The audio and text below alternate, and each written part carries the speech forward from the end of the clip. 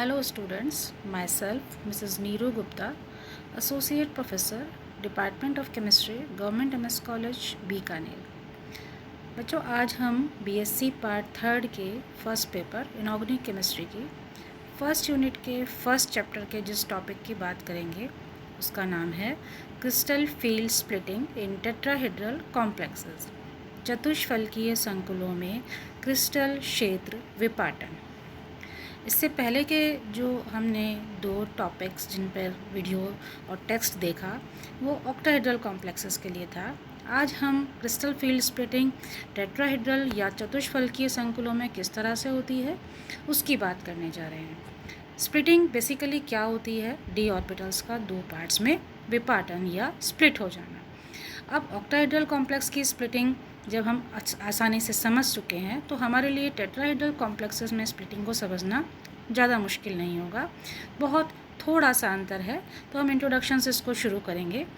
इन tetrahedral arrangement, चूँकि coordination number यहाँ 4 है, इसलिए 4 ligands surrounding a metal ion में be visualized by placing on the 4 of the 8 corners of a cube. Coordination number 4 का मतलब अब आप जानते हैं, मतलब एक सेंट्रल मेटल आयन को 4 लिगेंड्स अप्रोच करेंगे या 4 लिगेंड से वो मेटल आयन घिरा हुआ होगा।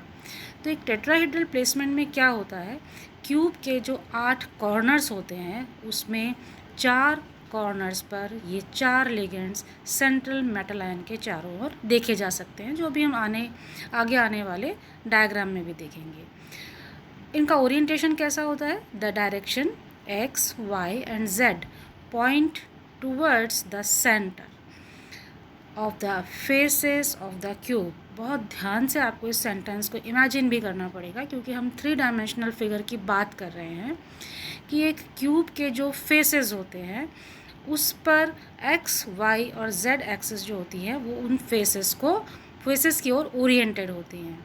From the figure we find that the orbital dxy, dyz and dxz points between x, y and z axis।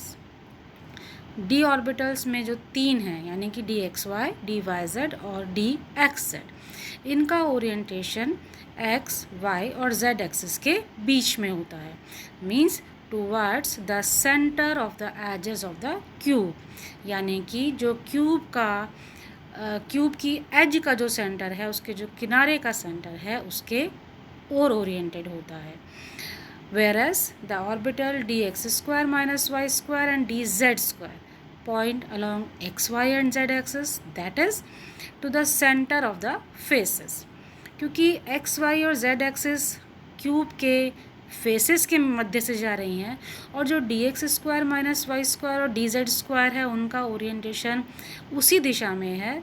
It means clearly that in a tetrahedral field none of the d orbital point exactly towards the ligand। तो हम ये कह सकते हैं कि यहाँ tetrahedral field में कोई भी लिगेंड डी ऑर्बिटल को डायरेक्टली अप्रोच नहीं करेगा या उसकी दिशा इस प्रकार से नहीं होगी कि वो सीधा किसी भी डी ऑर्बिटल को अप्रोच कर सके। Therefore, smaller splitting of energy will take place compared to that in octahedral field। अब चूँकि डी ऑर्बिटल और लिगेंड के बीच डायरेक्ट इंटरेक्शन कम होगा, इस कारण से स्प्लिटिंग भी कम होगी। स्प्लिटिंग तुलना हम किससे कर रहे हैं? ऑक्टाहेड्रल फील्ड से। तो हम यहाँ कह सकते हैं कि चूँकि टेट्राहेड्रल फील्ड में डी ऑर्बिटल्स का ओरिएंटेशन इस प्रकार होता है कि कोई भी लिगेंड सेंट्रल मेटल आयन को सीधे अप्रोच नहीं करता या सीधा उसकी दिशा में नहीं जाता, यानी कि लिगेंड के लोन पेयर ऑफ इलेक्ट्रॉन और मेटल के डी ऑर्बिटल्स में उपस्थित डी इलेक्ट्रॉन्स के बीच में रिपल्शन या प्रतिकर्षण कम होने के कारण ऊर्जा कम होती है और इस कारण से स्प्लिटिंग भी कम होती है। और द 3d ऑर्बिटल्स, यहाँ थोड़ा सा जो डिफरेंस है वो बस इस लाइन में क्लियर हो जाएगा।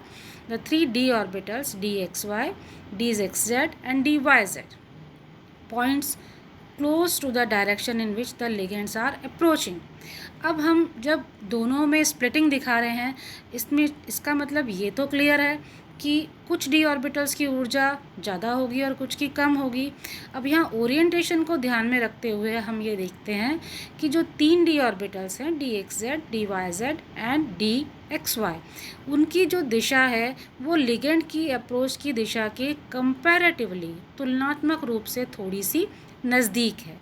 while the 2d orbitals means dx square minus y square और dz स्क्वायर इस तरह से हैं कि वो लिगेंड्स के सीधे डायरेक्शन में नहीं आ पा रहे हैं। Therefore, the energies of the 3d orbitals will be raised while the energy of the 2 orbitals will be lowered. मतलब जो जिनका अप्रोच जिन डी ऑर्बिटल्स का अप्रोच लिगेंड्स के ज़्यादा नज़दीक है उनकी ऊर्जा बढ़ जाएगी, और जो बाकी के दो जो कि डी ऑर्बिटल्स जो लिगेंड्स के नज़दीक नहीं पहुंच पा रहे हैं उनकी ऊर्जा में कमी आ जाएगी। Thus, in the presence of tetrahedral field, the splitting of d orbital will takes place. अब यहाँ जो हम एक डायग्राम देख रहे हैं ये एक कंपैरेटिव डायग्राम है। हम डी ऑर्बिटल की स्प्लिटिंग का डायग्राम अभी आने वाली स्लाइड में देखेंगे। इस स्लाइड में आप देखिए फ्री आयन 5 डी ऑर्बिटल्स हैं। एक तरफ है जहाँ डेल्टा ऑक्ट लिखा है वो ऑक्टाहेड्रल फील्ड की स्प्लिटिंग है, और जहाँ डेल्टा टेट लिखा है वहाँ टेट्राहेड्रल फील्ड की स्प्लिटिंग है। ऑक्टाहेड्रल फील्ड में T2g ऑर्बिटल की एनर्जी कम होती है और ईजी ऑर्बिटल्स की एनर्जी ज़्यादा होती है। मींस ओरिएंटेशन इस तरह होता है कि ईजी ऑर्बिटल लिगेंड्स के ज़्यादा नज़दीक होते हैं T2g की तुलना में। लेकिन इसका बिल्कुल उल्टा हम देख रहे हैं टेट्राहेड्रल में, जहाँ ई की एनर्जी कम है और T2 की एनर्जी ज़्यादा है। यानी कि T2 को रिपल्शन ज़्यादा महसूस हो रहा है और ई को रिपल्शन कम महसूस होता है। अब ये जो स्प्लिटिंग है वो किस तरह से हो सकती है, देखिए पहले आप इस डायग्राम को समझ लीजिए। ये एक क्यूब है, जो डार्क लाइन है वो इस क्यूब के 8 में से 4 कॉर्नर्स को इंडिकेट कर रही है जहां लिगेंड्स आ रहे हैं। तीनों डायरेक्शन एक्स वाई और जेड देखिए फेस की ओर ओरिएंटेड है या उस फेस के केंद्र से गुजर रही हैं। तो ये जो 4 लिगेंड्स की दिशा है उसमें आप डी ऑर्बिटल्स की शेप को ध्यान में रखते हुए ये इमेजिन करिए कि जो 3 डी ऑर्बिटल हैं d x y, d y z and d x z, उनकी जो दिशा है इन लिगेंड्स की दिशा से ज़्यादा कंपैरेटिवली नज़दीक है, जबकि d x square minus y square और डी जेड स्क्वायर की थोड़ी दूर है। तो स्प्लिटिंग में हम देखेंगे कि दो डी ऑर्बिटल्स हैं, d x square minus y square और डी जेड स्क्वायर, उनकी ऊर्जा कम हो जाती है and they are designated as E orbitals.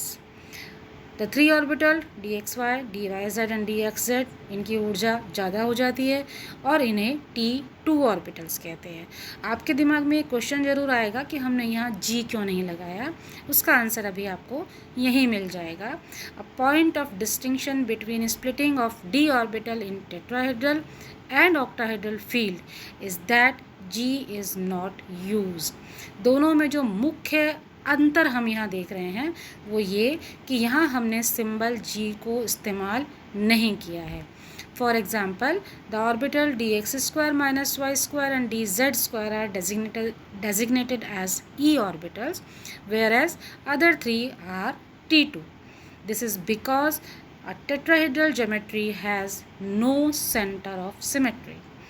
इसका मुख्य कारण है कि हमने जी इस्तेमाल नहीं किया वो ये कि टेट्राहेड्रल ज्योमेट्री यानी कि चतुष्फलकीय ज्यामिति में कोई सममित केंद्र नहीं होता, and the symbol g have relevance only the field where have centre of symmetry. और जी यानी कि जीरेड, जी का जो फुल फॉर्म है वो जीरेड है, वो तभी यूज़ किया जाता है या उसका महत्व तभी है जब किसी भी क्षेत्र में एक सममित केंद्र उपस्थित हो। तो ऑक्टाहेड्रल फील्ड में हम इन्हें T2g और EG कहते हैं, जबकि टेट्राहेड्रल फील्ड में हम इन्हें E और T2 कहते हैं। तो अगर आपसे कभी ये क्वेश्चन पूछा जाए तो आपके दिमाग में ये पिक्चर क्लियर होनी चाहिए कि टेट्राहेड्रल फील्ड में चूँकि सेंटर ऑफ सिमेट्री नहीं होती, इसलिए वहाँ हम डी ऑर्बिटल्स को सिम्बॉलिकली सिर्फ E और T2 से रिप्रेजेंट करते हैं, G इस्तेमाल नहीं किया जाता। The magnitude of crystal field splitting, which is the difference between E and T2 orbital, is designated as delta T. The subscript T ये क्या इंडिकेट करती है, it is a tetrahedral complex and it is also measured in terms of 10 DQ, जो हमने octahedral में भी पढ़ा था, यानी कि delta T is equal to बराबर किसके होगा 10 DQ के। अब ये डायग्राम हमें इस स्प्लिटिंग को और क्लियर कर देगा। जितना थ्योरेटिकल पार्ट अभी हमने पढ़ा ये उस डायग्राम को देखने से और क्लियर हो जाएगा। फर्स्ट स्टेप हम फ्री आयंस का देख रहे हैं। सेकेंड स्टेप जब स्फेरिकल फील्ड में आ गए हैं लिगेंड्स के नज़दीक मेटल के d ऑर्बिटल, देन स्प्लिटिंग है। स्प्लिटिंग में e ऑर्बिटल्स चूँकि उनको कम रिपल्शन महसूस हुआ इसलिए उनकी स्प्लिटिंग में ऊर्जा कम हो गई, 6 DQ एवरेज एनर्जी लेवल से नीचे हैं, और T2 ऑर्बिटल जिन्हें फोर्स ऑफ रिपल्शन ज़्यादा महसूस हुआ उनकी ऊर्जा बढ़ गई, वो +4 DQ 10 DQ average energy level से ऊपर हैं, और दोनों के बीच जो ऊर्जा का अंतर है डेल्टा टी वो 10 DQ या 10 DQ से नापा जाता है। Now it has been observed that the crystal field splitting in tetrahedral complex is much less than in octahedral complex. हमने अभी बात की कि टेट्राहेड्रल कॉम्प्लेक्स में स्प्लिटिंग कंपैरेटिवली अष्टफलकीय की तुलना में कम होती है। तो इन दोनों के बीच एक संबंध जो हम बना सकते हैं, हमें पता होना चाहिए, वो क्या है कि delta T is equal to 4/9 of delta O. So these are the two main reason for a smaller value of delta T and delta O. 1. In tetrahedral complex there are only 4 ligands, while in an octahedral complex there are 6 ligands. Coordination number से अगर हम इसको समझाना चाहें तो हमें पता है कि टेट्राहेड्रल कॉम्प्लेक्स में 4 लिगेंड्स होते हैं, जबकि ऑक्टाहेड्रल फील्ड में 6 लिगेंड्स होते हैं। So therefore lesser ligands produce less crystal field splitting, यानी कि लिगेंड्स की संख्या अगर कम है तो क्रिस्टल फील्ड स्प्लिटिंग भी कम होगी। On this account crystal field splitting in tetrahedral field is about 2/3 of octahedral field. इस आधार पर हम ये कह सकते हैं कि अष्टफलकीय संकुल की तुलना में एक चतुष्फलकीय क्षेत्र में स्प्लिटिंग 2/3 ही होती है। एंड सेकेंड जो कॉज है, further in tetrahedral field none of the orbital is pointing directly towards the ligand and therefore splitting is less.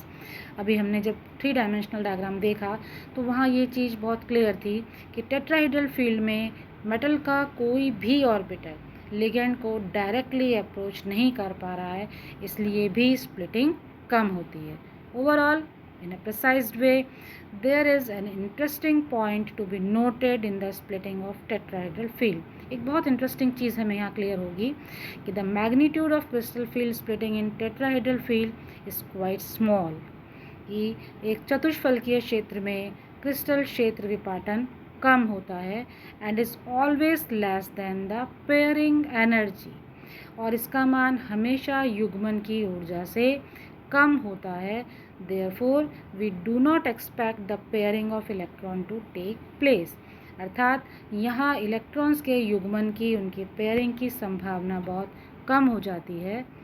Thus all tetrahedral complexes are high spin complexes, अर्थात जितने भी चतुष्फलकीय संकुल बनते हैं वे सभी उच्च चक्रण संकुल होते हैं या हाई स्पिन कॉम्प्लेक्स होते हैं।